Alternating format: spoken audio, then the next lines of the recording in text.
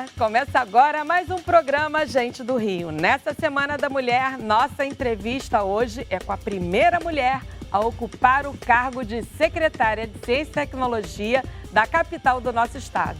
E obrigada pela sua audiência todo domingo de manhã ou na reapresentação após o programa Canal Livre. E se você assiste pelo nosso canal do YouTube, Band Rio, não esqueça de curtir. Se puder, deixa um comentário, vai! Março é o mês da mulher. Comemoramos o nosso dia na última quarta-feira, 8 de março. Hoje vou conversar aqui com uma pioneira, porque em pleno ano de 2023, a cosmopolita cidade do Rio de Janeiro ainda não tinha tido uma mulher à frente da Secretaria de Ciência e Tecnologia. Tatiana Roque é a primeira. A área tecnológica é uma área feminina? Ciências exatas combinam com a mulher? E o mercado de trabalho já é uma democracia de gênero? Ela vai nos ajudar a achar respostas para essas e muitas outras perguntas, agora e aqui no Gente do Rio. Bem-vinda, Tatiana! Obrigada, Mônica. Prazer estar aqui. Eu é que agradeço a sua presença. Tatiana, você é formada em informática, é professora titular do Departamento de Matemática e agora a primeira secretária de Ciência e Tecnologia. Essas carreiras, essas áreas, são áreas femininas? Infelizmente ainda não, Mônica. Só para você ter uma ideia, há pouquíssimo tempo atrás, a gente tem um episódio que ficou bastante conhecido, em que o reitor da Universidade de Harvard, num programa, uma entrevista, um seminário com um astrônomo conhecido, que é um astrônomo negro chamado Neil deGrasse Tyson, ele fez uma pergunta dizendo que talvez não tivessem tantas mulheres nas áreas de ciências exatas, ou na astronomia e outras afins, porque haveria algum impedimento genético. Imagine isso, o reitor de Harvard. Harvard agora que é dirigida por uma mulher, né? Pela primeira vez. Exato. Pois ele perguntava ainda isso, se haveria algum impedimento genético para que as mulheres pudessem praticar áreas de ciências exatas e tecnologias. E a resposta do Neil deGrasse Tyson foi muito boa, ela virou um paradigma, nessa luta, tanto de gênero quanto de raça. Por quê? Porque ele disse que o machismo, assim como o racismo, eles se apresentam de muitas formas. E no caso das ciências exatas, eles muitas vezes se apresentam antes da pessoa escolher seguir uma determinada carreira.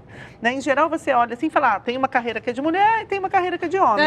E as próprias mulheres, muitas vezes, não se veem identificadas com carreiras de ciência e tecnologia, porque só vêm homens naquele lugar. Pois é, por isso que é tão importante essa representatividade de uma mulher à frente da Secretaria de Ciência e Tecnologia, da nossa cidade. Exato, porque muitas vezes isso é pelo exemplo que outras pessoas vão se sentir motivadas a seguir aquela carreira e não vão ficar achando que existe carreira de mulher, existe carreira de homem, porque isso não existe. Nesse campo aí dos mitos e verdades, você escreveu um livro chamado A História da Matemática, uma visão crítica, desfazendo mitos e lendas. Muitos pais e muitas crianças acham que matemática é um bicho de 7 cabeças. Eu mesma achava. O que os pais, como é que a gente deve se comunicar com os filhos ou com as pessoas que também acham isso, que a matemática é um bicho de 7 cabeças? Por isso que eu escrevi um livro de história da matemática, porque uma coisa que eu acho que pode quebrar isso é mostrar de onde a matemática veio. Para onde ela vai, para que ela serve, ela está ligada com o quê? Quais foram as perguntas, os problemas que motivaram tantos matemáticos ao longo de tantos séculos a inventarem essas ideias que a gente aprende na escola. A matemática ela não pode ser ensinada como algo que cai do céu, que vem de cima para baixo, que já está pronto. É importante que as pessoas enxerguem como as ideias matemáticas foram sendo formuladas, como a gente foi usando aquelas ideias para resolver problemas do mundo. Um outro mito é que a área de ciências exatas não é para mulher, porque mulher é mais emocional, menos racional do que o homem. Então, essa não seria uma área para a gente. Isso é uma invenção. Essa ideia foi criada mais ou menos em meados do século XIX, com uma separação que foi sendo instituída na nossa sociedade, em que para as mulheres caberiam as tarefas ligadas aos cuidados. pode ver, quando você pergunta para mulheres quais as profissões que elas enxergam para elas vão falar alguma profissão relacionada aos cuidados. Psicologia, medicina, enfermagem, odontologia, veterinária, assistência social, professora. Todas essas são profissões ligadas aos cuidados. Essas tarefas de cuidados foram atribuídas às mulheres ao longo da história. Não tem nada genético, né? Não tem nada que impeça as mulheres de fazerem tarefas que não estejam ligadas aos cuidados, como, por exemplo, engenharia, física, astronomia, né? Isso são profissões em que você descobre o mundo, você se aventura, você sai do privado, da casa, do cuidado e vai para o mundo, né? Desvendar o mundo. Essas são profissões que também devem ser ocupadas pelas mulheres. Não só, claro que as mulheres que quiserem continuar nas profissões ligadas aos cuidados é ótimo. O que não pode é as mulheres acharem que elas não há espaço para elas nessas outras profissões que desvendam o mundo. Senão a gente acaba fazendo uma separação de que o homem entende o mundo, desvenda o mundo e a mulher cuida. Né? Isso não dá. Essa separação foi criada historicamente, ela não tem nada de natural e a gente precisa de desfazer essa divisão. E para terminar essas questões que eu levantei na abertura, tem o mercado de trabalho. O mercado de trabalho é uma democracia de gênero? De jeito nenhum. As profissões que ganham mais, que são mais valorizadas pela sociedade, como, por exemplo, a política, né? Ainda é muito ocupada pelos homens. Né? Ganham mais, são as de poder, né? Exatamente. As estruturas de poder. Exatamente. Como, por exemplo, cientista e político. Né? As duas profissões a gente vê que são muito mais ocupadas por homens, ou seja, sempre que você tem profissões que têm poder, que mandam, né? Que dão as regras, que dão as cartas na sociedade, essas profissões são mais ocupadas por homens. Então, isso a gente precisa reverter urgentemente para a gente ter realmente uma democracia de gênero. Agora, falando mais um pouco da secretaria, quais são as suas propostas para a secretaria? Você entrou com que missão? De difundir a ciência, né, de mostrar como a ciência funciona, de fazer com que as pessoas valorizem a ciência e a gente vai estar criando um programa Jovem Cientista, que é justamente para iniciar jovens, adolescentes, na prática científica. A gente quer montar pequenos laboratórios para que as pessoas possam ter mais contato com essa área da ciência. E também... Mas como é que vai funcionar esse Jovem Cientista? Vai ser nas escolas? Em que locais? Então, tem dois locais possíveis, né? Primeiro, a gente quer encontrar, a gente já está mapeando esses locais, que são locais da própria prefeitura, que estejam com pouca utilização, e a gente vai montar laboratórios nesses locais. Laboratórios de quê? De informática? De ciência. Não, não só, aí é que tá, não é só tecnologia, a gente quer levar também ciência. Laboratórios de práticas científicas, para fazer experiências científicas e iniciação científica com esses jovens e adolescentes. Além disso, a gente tem um projeto, que eu vou falar mais daqui a pouco, quando falar das naves do conhecimento, que são as naves satélite, que é um projeto de reestruturar as bibliotecas dos CIEPs, que é um espaço que está subutilizado, muitas vezes precisa de reforma, e nessas bibliotecas, elas vão se tornar naves pequenas, que são as naves satélites, e ali a gente vai implementar também esses projetos tecnológicos e científicos. Além disso, tem um outro programa que eu estou trazendo lá para a Secretaria, chamado Rio de Conhecimento. O Rio de Janeiro, Mônica, tem uma quantidade enorme de universidades e institutos federais. É verdade. Se a gente pegar só as universidades públicas e a PUC, que vamos dizer, são aquelas em que os alunos têm mais disponibilidade para participar de projetos. E tem mais pesquisa, né? Exato. Também, né? O UERJ, o FRJ, a PUC, Rural, Unirio, aí não é na cidade, né? Só na cidade. Se a gente juntar alunos e professores dessas universidades, a gente tem 150 mil pessoas. Eu fiz outro dia essa conta. É a população, por exemplo, de Queimados. É a população de Lages, em Santa Catarina. Então, a gente tem uma verdadeira cidade aqui, se a gente considerar apenas a comunidade universitária dessas universidades. Então, a gente precisa urgentemente aproximar os projetos da Secretaria das universidades existentes na cidade do Rio de Janeiro, porque isso é uma potência maravilhosa, tanto estudantes, professores, técnicos. Então, a gente está criando um programa que é para criar estabelecer parcerias de diversas maneiras, né? Por exemplo, a gente quer oferecer bolsas para estudantes de graduação para participarem desses projetos Jovem Cientista e também das naves do conhecimento. Então, por que os estudantes de graduação dessas universidades não podem fazer uma residência, né? Participar, dar cursos desses projetos? Eles precisam ser envolvidos, né? Uhum. E a Secretaria de Desenvolvimento Econômico tem um projeto de transformar a área portuária no Vale do Silício Carioca brasileiro. Você acha que... Já tem até um nome, chama Porto Maravilha, né? E essas tantas universidades que você citou aí podem ser uma base para isso. Você acha que esse projeto é viável e de que maneira a Secretaria de Ciência e Tecnologia pode se envolver nisso?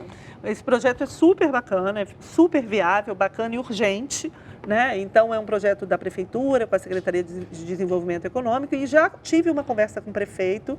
E a minha missão, a missão da Secretaria de Ciência e Tecnologia, vai ser justamente aproximar as universidades e os centros científicos, né? Porque além das universidades, o Rio de Janeiro tem a Fiocruz, tem o LNCC, enfim, tem outros centros de ciência que podem ser aproximados dessa iniciativa. Então, a ideia vai ser essa, vai ser a gente entrar somando, né, ajudando a constituir o projeto e aproximando o projeto das universidades. Alguma ideia para aproximar as mulheres ou uma iniciativa desse mercado de ciências exatas e de tecnologia? Sim, nós queremos também expandir, a gente está estudando maneiras de tornar política pública alguns projetos que já existem de incentivo a mulheres na ciência e na tecnologia. Né? Então, por exemplo, tem um projeto da UFRJ, é um projeto de extensão chamado Tem Menina no Circuito. É um projeto maravilhoso de meninas na física, que são feitos em várias escolas para mostrar que meninas também podem fazer física, né? Tem Menina no Circuito. Além disso, tem um projeto de meninas na ciência e na tecnologia da Fiocruz. Eu fui outro dia mesmo falar na Fiocruz nesse projeto. Tudo isso são projetos que já existem das nossas instituições, da Fiocruz, da UFRJ, etc., e que a gente pode tornar política pública, que é uma maneira de ampliar, né, de expandir, de dar estrutura para que esses projetos consigam chegar a mais gente. Então, a ideia vai ser essa. No cargo que você ocupa, assim, sempre tem uma polêmica grande. É político, é um cargo político, é um cargo técnico. Você acaba que junta as duas coisas, né? Você é uma técnica, uma professora, uma acadêmica e uma política também. Você foi candidata a deputada federal, você é a primeira suplente do seu partido, o PSB, não é isso? Exatamente.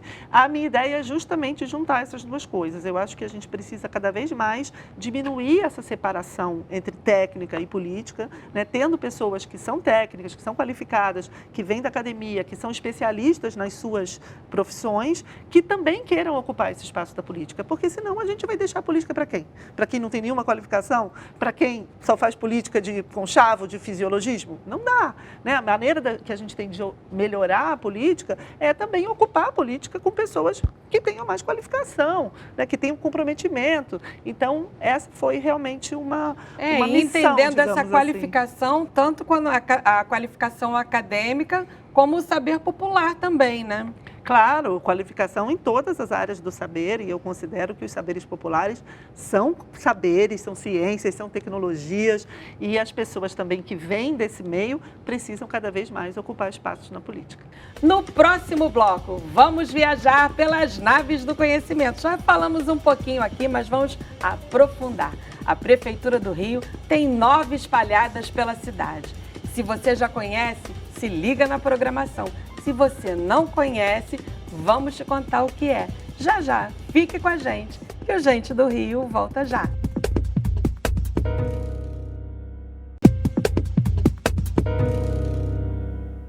Estamos de volta com o Gente do Rio, hoje conversando com a secretária municipal de Ciência e Tecnologia da cidade do Rio de Janeiro, Tatiana Roque. Tati, eu falei agora na passagem das naves do conhecimento e a gente já tinha falado um pouco antes. Eu acho esse programa, assim, a cereja do bolo da sua secretaria. É um projeto incrível, realmente. A gente tem 9 naves do conhecimento espalhadas pela Zona Norte e pela Zona Oeste, né? Agora já estão quase todas reabertas, só falta uma que a gente vai reabrir em breve. Que é Santa Cruz, como que você é falou, Santa né? Cruz. Isso, tem um probleminha estrutural lá, mas a gente vai reabrir em breve. E nas naves do conhecimento, a gente oferece cursos. Agora foram abertos, Mônica, 5.000 cursos, não, 5.000 vagas, né? Para diferentes cursos nas naves do conhecimento. Tipo o quê? Tipo cursos de iniciação, tem desde cursos de iniciação à informática, cursos de letramento digital, de inclusão digital, que a gente chama, iniciação em programas, etc., até cursos de robótica, cursos de games, para ensinar os adolescentes a fazerem games, a fazer programação. Então, a gente tem as duas coisas, inclusão digital e qualificação profissional tecnológica, que é fundamental, porque a gente sabe que o mundo do trabalho está se transformando de uma maneira muito rápida e a gente precisa requalificar, né, esses trabalhadores para enfrentar esse desafio de se adequar a um novo mundo do trabalho. Eu acho que não só requalificar os trabalhadores, a pandemia mostrou para a gente que nessas áreas mais carentes, que as naves são na Zona Norte, Zona Oeste, as crianças, os estudantes em geral, eles tinham menos acesso à internet em casa, aos equipamentos. Ciência e tecnologia é uma área que você realmente precisa de equipamentos que para muita gente são caros, e muitos são caros mesmo de maneira geral, né? Isso é uma coisa incrível. Quando a gente chega numa nave, agora eu fui visitar, né, as naves, quando a gente chega nas naves, é um monte de criança. Mesmo que eles estejam lá jogando videogame, não importa. É muito bom que eles estejam lá, né, fazendo cursos, ou jogando, ou aproveitando o espaço. O jogar videogame, ele está lidando com a tecnologia. Exatamente. É o gibi da leitura. Eu sempre falava, eu estimulava minha filha a ler, minha filha começou a ler querendo ler gibi. Exatamente. Dava todos os gibis para ela e do gibi ela passou para o livro e aí o livro, ela não queria ler os livros grandes, porque ela ficava meio que, ela tinha uma repulsa. Não, o livro é muito grande. Sabe como é que ela começou a ler livro grande? No iPad. Porque aí você não vê o tamanho, né, do livro. Aí ela começou a ler no iPad. Então, quer dizer, essa coisa da familiaridade com a tecnologia, isso é muito importante. E essas crianças tendo acesso a equipamentos, a jogos, que eles poderiam não ter acesso em casa e que os filhos da classe alta têm acesso. Então, é uma maneira da gente também democratizar o acesso à tecnologia, né? Outro público que é emocionante da gente ver nas naves, isso eu não sabia, eu agora visitando, né, e fazendo estudo sobre o público, é que eu vi muito público de idosos. De pessoas isso é muito legal, né? É muito legal, porque são pessoas que não sabem, às vezes, mexer no computador, não sabem mandar um e-mail e que estão lá aprendendo esse letramento digital. E eles são os mais assíduos. Estão sempre lá, não faltam, não tem evasão, fazem bolinho, lanchinho. É uma coisa incrível da gente ver o quanto as naves realmente têm essa relação com a população local, né? A gente ainda pode expandir. O que a gente está estudando agora é uma maneira de expandir sem precisar construir novas naves, mas com esses outros projetos. Que são os satélites. Exatamente, que é pegar essas bibliotecas que elas estão normalmente sem utilização nos CIEPs e transformar essas bibliotecas em naves satélite, que vão ser naves menorzinhas, mas oferecendo também cursos, acesso à tecnologia, equipamentos, computadores, etc. Além disso, a gente tem 2 outros projetos que a gente vai lançar esse ano, com o mesmo objetivo de expandir a oferta que as naves já fazem, né, mas de uma maneira que consiga atingir outras regiões, que é a nave espacial, que são ônibus, isso é uma parceria com o SESI, são ônibus que vão aos lugares para fazer cursos também de inclusão digital, iniciação à ciência e qualificação tecnológica. Então, vão ter alguns, não são ônibus não, falei errado, sempre falo errado, são caminhões. São caminhões que vão nesses lugares, é a chamada nave espacial. Além disso, a gente vai ter a nave online, que são cursos online, é uma parceria com o Senac. Fiquem de olho aí nas redes da Secretaria de Ciência e Tecnologia. Né? Tudo grátis. Tem muitos profissionais de ciência e tecnologia que sequer moram o tempo inteiro no mesmo lugar, né? Trabalham remotamente, aí moram cada mês ou meses numa cidade ou até em outro país também, né? Sim. A tecnologia é libertadora? Ela é libertadora contanto que ela seja realmente acessível para todo mundo. Aí é que está. O que não pode acontecer é a tecnologia ser acessível para uns e não para outros, porque isso aumentaria o abismo entre as classes sociais, né? Aumentaria a desigualdade. E é uma coisa que a gente corre risco, sim, da tecnologia aumentar a desigualdade, mas não pela tecnologia em si, e sim pelo fato de que algumas pessoas têm mais acesso, têm mais meios de ter um trabalho tecnológico e outras não, né? Então, a gente tem que ter muita atenção para que a tecnologia não acirre as nossas já tão grandes desigualdades, né? Por isso mesmo a gente precisa de políticas públicas, que é o que a nossa secretaria, né, tem procurado fazer, que diminua esse abismo do acesso à tecnologia. E a inteligência artificial, ChatGPT, o que você acha? Vai substituir os trabalhadores? Até onde pode ir? Então, eu acho que tudo depende de como você usa, né? A inteligência artificial, o ChatGPT, né? Muitas pessoas, por exemplo, estão dizendo, mas os trabalhos, as pessoas agora podem fazer trabalhos escolares, na academia está todo mundo preocupado. Porque... Escolares que vão substituir advogados, por exemplo, que já estão fazendo petições iniciais e tal, enfim. Exato. Mas eu acho que o que a gente precisa fazer sempre é ver como a gente pode, porque uma coisa que o ChatGPT não faz é fazer as perguntas. O programa, ele responde a perguntas que quem faz é um ser humano. Então, cada vez mais eu acho que a gente tem que pensar que as profissões, né, os trabalhos, as tarefas que vão ficar para os seres humanos são aquelas relacionadas às perguntas e não às respostas. As respostas, a máquina, a inteligência artificial, a tecnologia, cada vez mais vai ser capaz de fornecer as respostas. Mas as perguntas ainda vão ficar reservadas para os humanos. Tatiana, você é filha de um desaparecido político, né? Lincoln Bicalho Roque, seu pai, né? Como é que você se sente em relação a esse passado?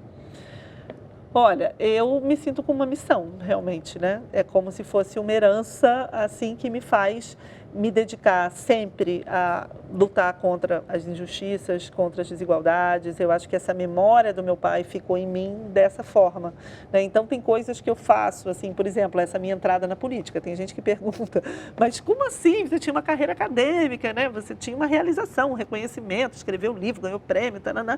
Por que você foi fazer política? E é isso, eu acho, é porque eu me sinto impelida, é uma força um pouco maior do que eu, que me move nessa direção de estar sempre batalhando para diminuir as injustiças, as desigualdades. Eu não consigo conviver com isso e não fazer nada, né? Então, eu acho que isso é a maneira como essa memória do meu pai ficou em mim. Seu livro mais recente é O Dia que Voltamos de Marte, uma história da ciência e do poder com pistas para um novo presente. O que você trouxe de Marte para a gente? Então, esse livro, ele mostra como a descoberta das mudanças climáticas fizeram com que a humanidade entrasse num impasse que a gente vai precisar se esforçar muito para enfrentar.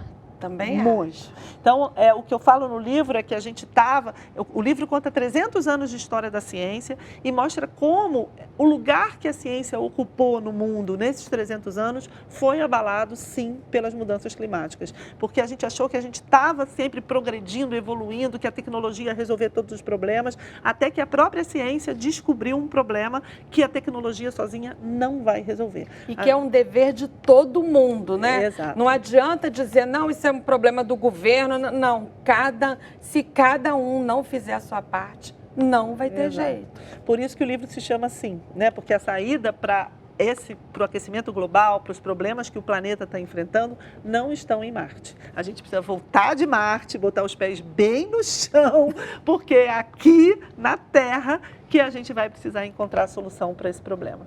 Muito bom. Então, assim, vamos para o nosso ping-pong final. Livro de cabeceira. Agora eu estou lendo Escute as Feras, que é um livro esqueci o nome agora da autora. É um livro de uma mulher francesa, antropóloga, que foi mordida por um urso. O que você recomenda para uma pessoa pegar o gosto pela matemática? Ou pela ciência em geral? Bom, além do meu... Eu acho que ler... Além do seu livro. História da matemática. Eu sou apaixonadíssima por história da matemática, né? Então, livros de história da matemática em geral, mas só tomando muito cuidado, porque, em geral, a história da matemática ela é escrita de uma maneira de trás para frente, né? Com a visão de hoje. Então, a gente precisa de livros de matemáticos que viveram no seu tempo. Então, por exemplo, pode pegar aí um Platão, né? Platão tem muita matemática lá e eu acho que é interessante ler essa matemática de antigamente. Se você tivesse todos os recursos, o que faria para mudar o mundo? Eu acho que o principal mesmo é combater as desigualdades. Eu acho que esse é um problema terrível que a gente vive hoje, né, em todos os planos, e agora essa questão das mudanças climáticas acirra as desigualdades, a injustiça ambiental, o racismo ambiental. Então, eu acho que, por exemplo, a gente viu agora as chuvas, né? Quando acontecem essas chuvas, quem é afetado? É o pessoal que mora na favela, né? São as pessoas que já não têm casa, que já... Então, assim, eu acho que a gente precisa isso aí mudar radicalmente, mas radicalmente mesmo, assim, tirar todas essas pessoas de lugares de risco, construir outras habitações para que essas pessoas morem em segurança e se prevenir para o que vem por aí, que é algo que eu acho que é muito ameaçador, né? De maneira que a gente não tenha efeitos tão desiguais, né, dessa crise toda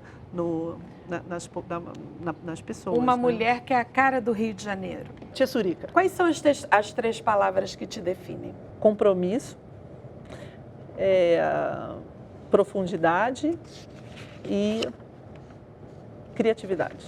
Uma mulher que te representa. Eu fiquei muito impactada com a primeira-ministra da Nova Zelândia, a Jacinta, que desistiu da política, né? Justamente, eu acho que por muitas questões relacionadas ao machismo. Então, eu acho que... Ela é sensacional mesmo. Quais são os seus valores inegociáveis? Justiça e... Engraçado, eu tenho vontade de falar justiça várias vezes. Tem um Xangô aí em algum lugar. Eu fico ouvindo justiça, mas eu acho que é um pouco isso. E a sensibilidade social. Porque a justiça tem essa coisa abrangente, né? Justiça social, justiça... É engraçado, eu nunca tinha pensado nisso, mas agora, assim, falando, me veio isso tão forte, assim. Uma cantora. Elisete Cardoso, apaixonada. Uma escritora. Uma escritora, Helena Ferrante. Uma atriz. Gina Howland. Uma cientista. Amy Noether. Um medo. Olha, eu agora estou nadando no mar. Corajosa. E eu tenho um pouco de medo de tubarão. Se não for nadar em Recife. Mas na Praia Vermelha acho que não tem tubarão, me digam, por favor. Bom. Até agora não, né? Mas com esse desequilíbrio pois ecológico, quem sabe, né? Um sonho. É ver a gente conseguindo, né, aqui na Terra, se preparar. Assim, é estranho dizer isso, mas as mudanças climáticas, elas não podem mais ser vistas como um fardo, né? Elas também podem ser vistas como uma abertura de novas possibilidades para a gente resolver problemas que a gente já tinha, né? Alguns que eu falei aqui, de habitação, de desigualdade. Então, a humanidade, realmente, a gente agora tem que pegar nas nossas mãos esse momento para mudar tudo, né? Reorganizar a sociedade, combater as desigualdades, diminuir os riscos, a precariedade, tudo isso. Eu acho que esse é um sonho, assim, que talvez eu não veja ainda na minha vida, mas que eu acho que a gente tem que começar desde já e quero dar a minha pequena contribuição. Muito obrigada pela entrevista, Tatiana. Obrigada, querida. Muitíssimo obrigada, foi muito bom. E o Gente do Rio fica por aqui, mas na semana que vem tem mais. Até lá e um beijo!